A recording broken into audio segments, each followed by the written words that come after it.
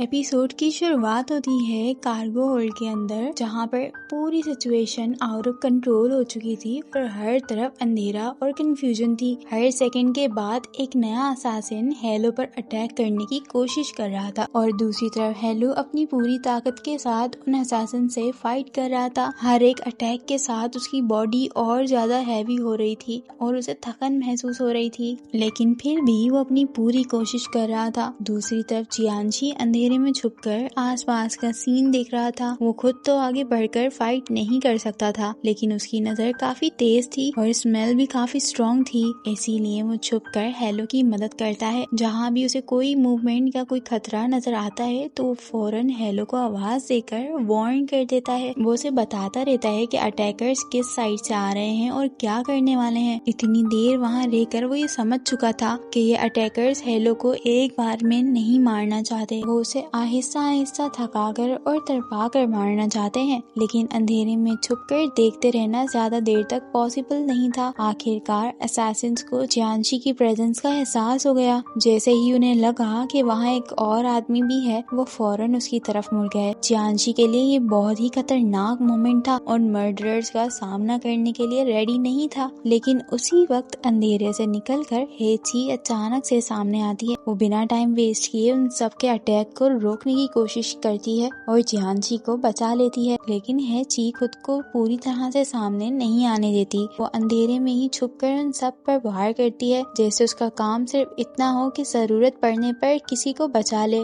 लेकिन खुद फ्रंट पर ना आए। जियांशी तो बच गया था, लेकिन उसके पास जो कुछ हो रहा था उसने उसे अंदर से बहुत ज्यादा डरा दिया था। इसी बीच हेलो को सबसे बड़ा झटका लगता है जब उसकी नजर हेशा की बेजान बॉडी पर पड़ती है। ये देखते ही वो अंदर से टूट जाता है। जो आदमी अभी इतनी इंजरीज के बावजूद स्ट्रांगली फाइट बैक कर रहा था, उसका हौसला बिल्कुल खत्म हो जाता है। इसी मौके का फायदा उठाते हुए सारे असासिन्स उसके पीछे से हमला करना स्टार्ट करते हैं, लेकिन हेलो ने अपनी बची हुई ताकत जमा की और पलट कर उन असासिन्स को खत्म किया। ये उसका आखिरी स्ट्रॉन्ग मूव था। इसके बाद वो खुद भी बहुत ज्यादा जख्मी हो जाता है और नीचे गिर जाता है। तब हेची आगे बढ़ती है और आखिरी असासिन से उसे बचा लेती है। जब हेची ने बेहोश पड़े हुए हेलो को देखा तो उसको समझ आ गया कि हेलो ने उसका भरोसा नहीं तोड़ा था, वो गद्दार नहीं था। और फिर उसे बचाने के लिए हेची स्टीवन का ह्यूमन स्किन मास्क निकालती है और बस संभाल कर हेलो के चेहरे पर पहना देती है, ताकि शिप के पूरे क्रू को ये लगे कि वो उनका वही अमीर फॉरेनर है।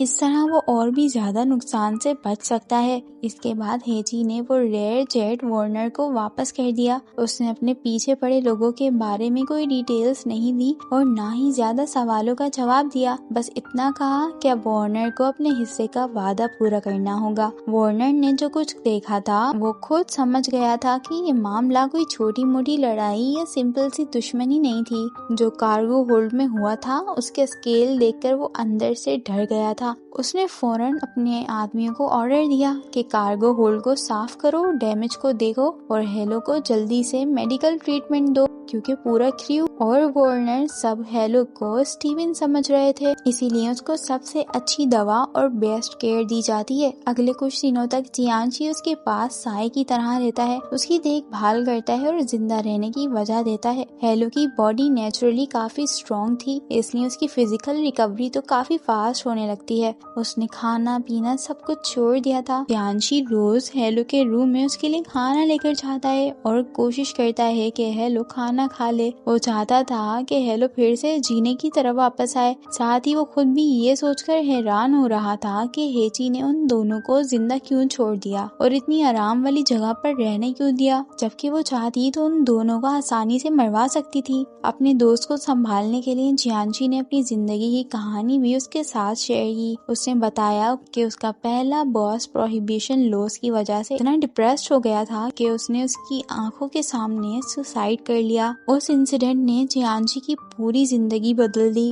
उसके बाद उसके पास कहीं और जाने का कोई रास्ता ही नहीं बचा और उसको जिन फैन भागकर अपने भाई को ढूंढने निकलना पड़ा। उसने बहुत सिंपल और नरमी से हेलो को समझाया कि कुछ ट्रेजेडीज इंसान के कंट्रोल में नहीं होती हैं। कभी कभी दुख इतना बड़ा होता है कि इंसान अंदर से टूट जाता है, लेकिन जो लोग बच जाते हैं उन्हें आगे चलना पड़ता है, सिर्फ अपने लिए नहीं बल्कि उन लोगों के लिए जो अब उनके साथ नहीं है। ये बातें आहिस्ता आहिस्ता हेलो ऑब्जर्व करने लगता है। बेहोशी और होश के दरमियान उसके दिमाग में अपने मेंटर की बातें दोबारा जिंदा होने लगी। अपनी यादों में उसने देखा कि उसका मेंटर एक सांप की तस्वीर बना रहा है। मेंटर ने उसे पहले ही वार्न किया था कि उसकी असली नेचर एक सांप की तरह है, अगर इसको कंट्रोल ना किया गया तो ये सब कुछ निगल सकती है। उसने कहा था कि अपनी फितरत को कंट्रोल करना आसान नहीं होगा और उसकी कीमत बहुत ज्यादा हैवी होगी, लेकिन उसने ये भी कहा था कि हेलो लकी है कि हेशा उसके साथ है, क्योंकि वो उसको जमीन से जोड़ कर रखता है।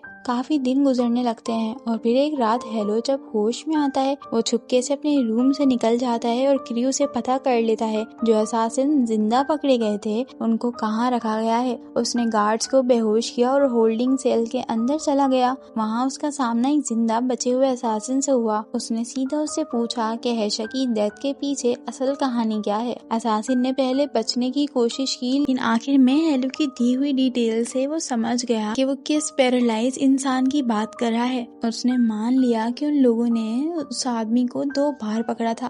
पहली बार तो वो बचकर निकल गया था, इसलिए दोबारा उसके पीछे जाना पड़ा और फिर आखिर में जाकर वो उसको मार सके। उस असासिन ने ये भी बताया कि शुरू के निगोसिएशन के टाइम पर उन लोगों ने असली लड़की हेजाओ को रिप्लेस कर दिया था और उसकी जगह अपना एजेंट भेज दिया था, लेकिन हेशा इतना समझदार था कि उसे जल्दी से ये सब कुछ खुद पता चल गया कि ये लोग रेपू के साथ नहीं मिले हुए बल्कि उन सभी को वहाँ पर मारने आए हैं। उसको जहर दिया जा चुका था और उसकी टांगे तोड़ दी गई थी, लेकिन फिर भी वो हिम्मत नहीं हारता। उसने उनके आदमियों को इंजर्ड किया और वहाँ से बचकर निकल गया और नानान की 3rd क्लास कैबिन तक भी पहुँच गया। मरते मरते भी वो आखिर तक लड़ रहा था।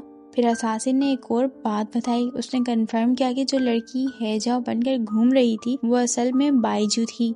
वो डिस्गाइज और बोन श्रिंकिंग की मास्टर थी। क्योंकि उसकी बॉडी कभी नहीं मिली, इसलिए बहुत ज्यादा चांस था कि वो अब भी जिंदा हो। इससे पहले कि हेलो उस असासिन को खत्म करता, उसने एक आखिरी सवाल किया। उसने पूछा कि आर्काइव्स के मेंबर को मारने का ऑर्डर किसने दिया था। असासिन ने कहा कि वो मास्टरमाइंड की असली पहचान नहीं जानता, लेकिन उन लोगों को सिर्फ ये ऑर्डर दिया गया था कि ट्वाइलाइट ग्रास को फैला दो, साउदर्न आर्काइव्स के मेंबर को शिप पर खींच लाओ और फिर सबको खत्म कर दो। ये सुनते ही हेलो का गुस्सा फट पड़ता है। उसने उस असासिन को मार मार कर खत्म कर दिया और फिर वो वापस रूम में आ जाता है। अब वो थोड़े से सुकून में था, क्योंकि कम से कम उसने अपने फ्रेंड के मर्डर को मार दिया था। जियांची के लिए सबसे बड़ी रिलीफ ये थी कि इस बार हेलो बैठकर खाना खाने लगा। खाना खाते वक्त हेलो ने जियांची को समझाया कि ये कहानी अभी खत्म नहीं हुई है, ये पूरी प्लानिंग बहुत ज्यादा डीप है। उसने बताया कि जो वर्ल्ड लॉर्ड फोर्स पहले शिपरेक को ट्वाइलाइट ग्रास की तलाश में खोद रही थी, उनका कनेक्शन भी इविल गॉड से था। अब जब ये जहर फिर से सामने आ रहा है और आर्काइव्स के एजेंट्स को निशाना बनाया जा रहा है, तो उसने कसम खा ली वो पानुआ रीफ केस के पीछे छुपी हुई असली सच्चाई को जरूर ढूंढेगा। जियांची को भी याद आता है,